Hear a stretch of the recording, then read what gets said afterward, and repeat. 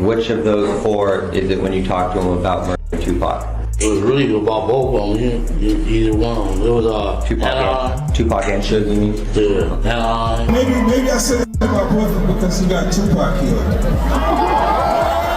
Just in case you didn't hear, Las Vegas police are reinvestigating the Tupac murder case. In the end, Snoop Dogg disclosed a dark secret that he had never before disclosed on a podcast. And the Las Vegas police supplied evidentiary files on each of the musicians' involvements. According to the new evidence, it was a hit in the rap industry, featuring musicians such as Suge Knight, Diddy, and Snoop Dogg. You were with Tupac, though, in regards to Tupac, I heard a story, did you give him different advice that night on where to go? I didn't give him no advice. Right. We wasn't seeing eye to eye. Right. So. Saying during the Tyson. Yeah, this incident that I'm explaining to you right now was the day before that. Okay. So when they got to Vegas, they went their way, I went back. I mean, when we got to LA, they went to Vegas and I went home. That's why I wasn't in the car, with. According to Snoop, he was supposed to be in the BMW, but he just chose not to go because of last-minute changes.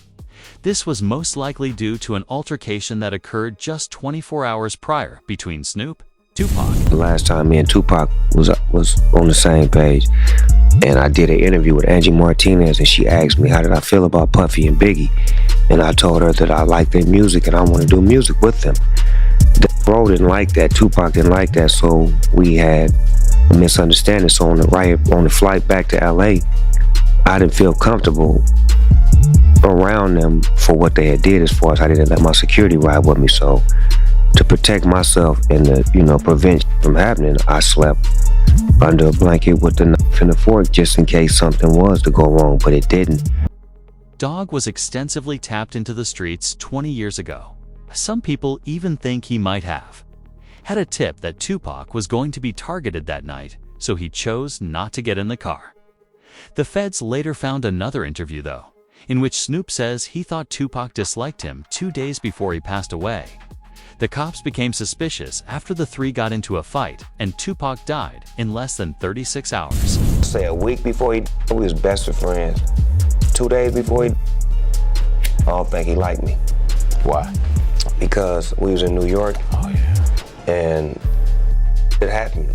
New York, they shot at me and did all kind of shit to me, like just the worst you could think of. And I forgave them. And went and did an interview and was asked, how do I feel about Puffy and Biggie? And I was like, I like them. I want to do some music with them. And that just rubbed Cuz the wrong way, like tried to kill me, out at you, and you talking about you want to do a song with it. I wasn't thinking about his emotions. I was thinking about the way I felt at the time. I wasn't into no controversy. I liked his music. They was our friends. We was all friends at one point. This video footage of all of us hanging out. Suge Knight started the following piece with a highly circulated tweet. The reinvestigation of Tupac's murder is revealing new names and evidence on those involved.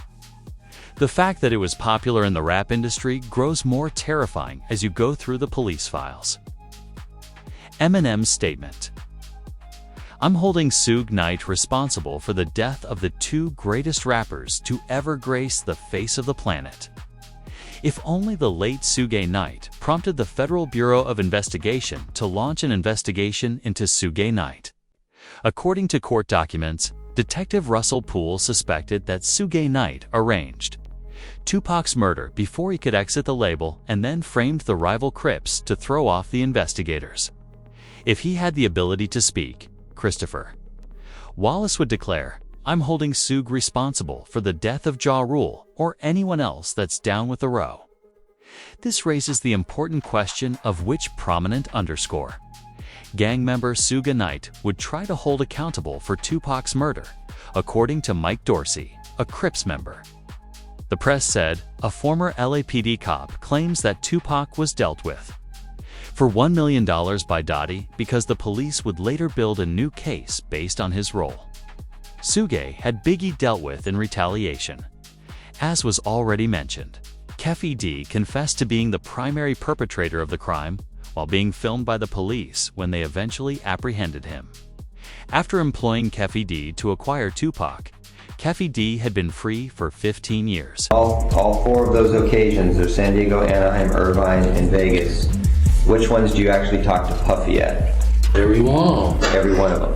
Which of those four is it when you talk to him about murdering Tupac? It was really about both of them. Either one. It was Tupac and Suge, you mean? Yeah. According to reports, Diddy faces questions about his alleged role in Tupac's murder after being mentioned 77 times in a new legal filing. Even his involvement in the current trial was questioned. The hired hitman for the crime Keffe said that everything was Diddy's wish. But the thing that really prompted the FBI to start investigating Keffe D was this widely circulated interview in which he said that the reason it happened so fast was because Tupac was first reaching for his revolver on the passenger side of the BMW when he died. You said that as you're driving up towards the BMW with Suge driving and Tupac in the passenger seat, and you said that Tupac pulled out a... It looked like he was reaching, yeah. Yeah, it did. Okay. Yeah. Did you actually... No, once he got the reaching, I got the ducking. So someone from your car That's what happened. started at Tupac and Suge. Tupac was talking at the crime scene before the incident, which suggests that he not only knew something was about to happen in the middle of the road, but also that the entire situation might have been avoided. Press headlines were rapidly created by the fact that Keffe D was driving the car and the man in the back seat merely shot his gun to protect Keffe D because Tupac was grasping for it.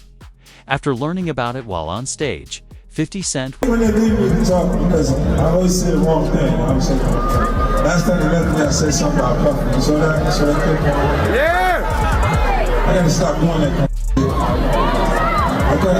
I've been talking to a therapist trying to help me with the I'm saying. I said crazy for no reason.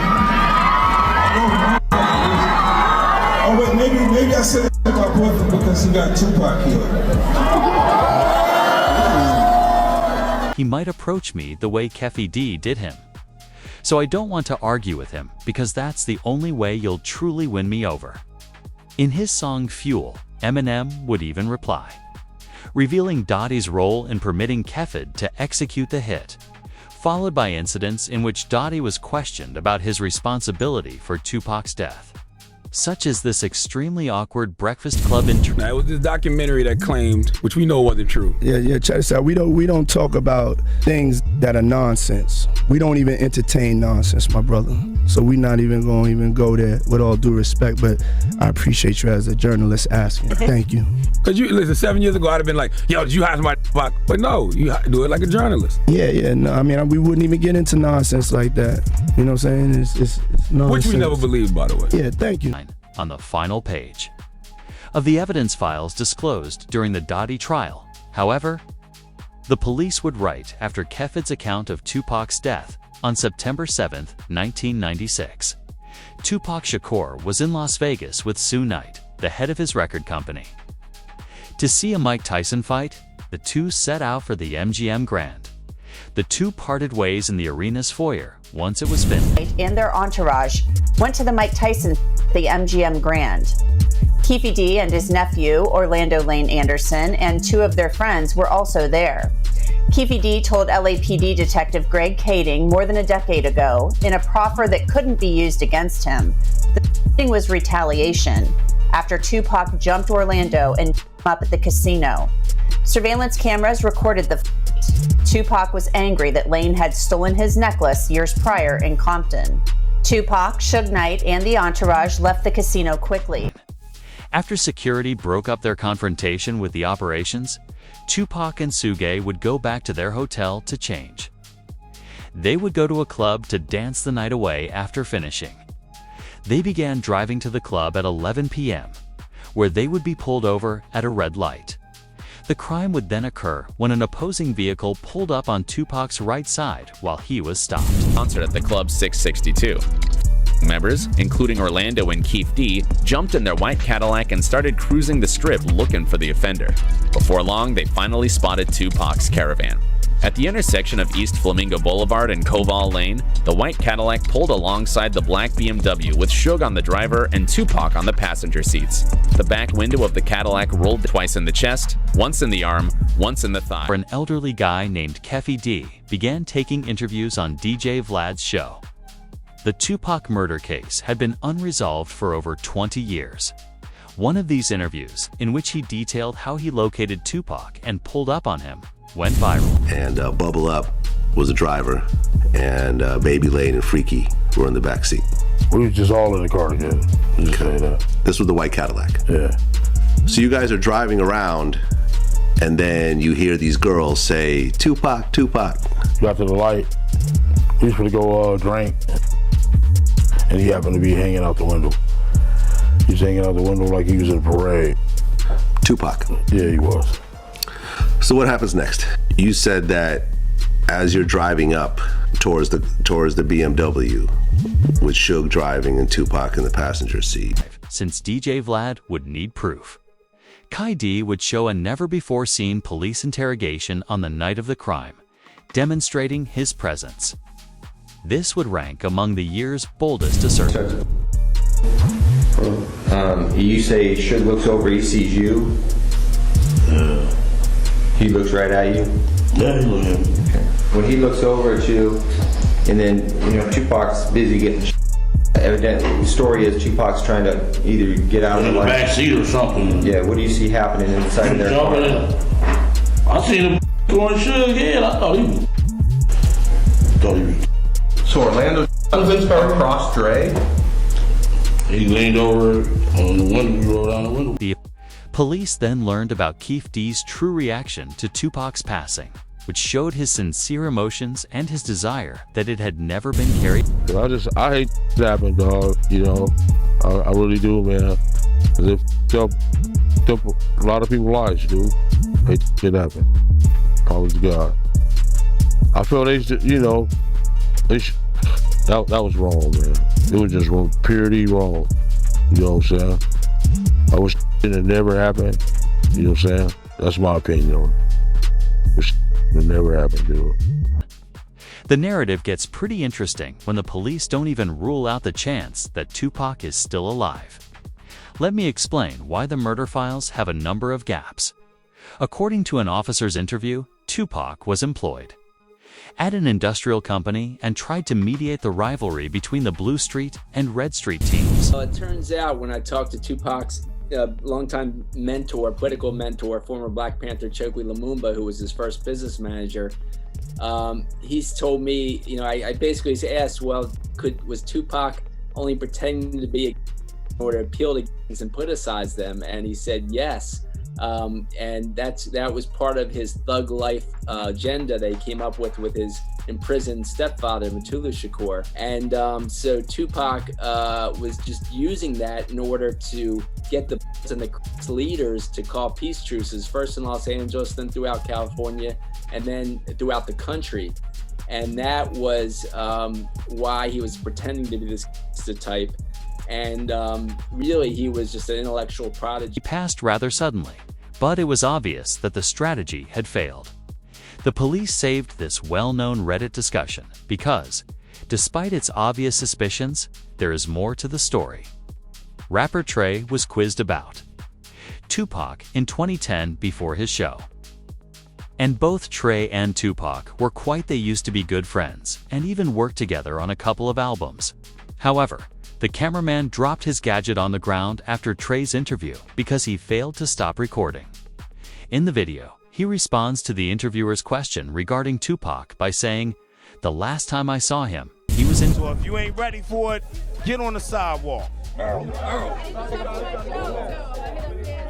One last question.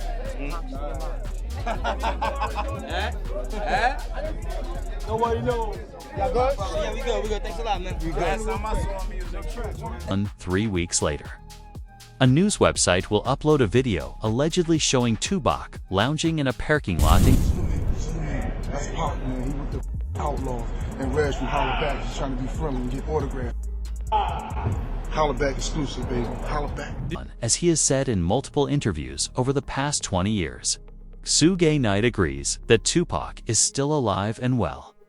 However, in one particular interview, he revealed, "When I left that hospital, I and Tupac were laughing and joking." This is what led to the idea that Tupac is still alive in Cuba, and it was the most widely held belief until 2025. How someone can go from performing so well to performing poorly is beyond. When I left that hospital, me and Pac was laughing and joking. So I don't see how somebody can turn from doing well to doing bad. So you seriously think that he might still be alive? I'm gonna tell you this, Pac, you never know. The strange thing about this, though, is that Tupac was allegedly in a coma when he arrived at the hospital, according to police records. If he was unconscious, how could Suge Knight and Tupac be laughing?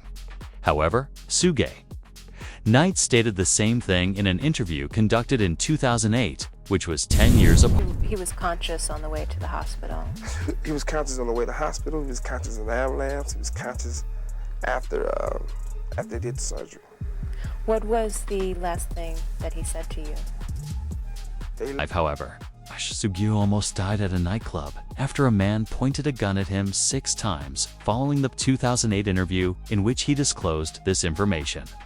Although he knew it was because he had spoken about Tupac in a public interview, he was hesitant to tell the cops anything.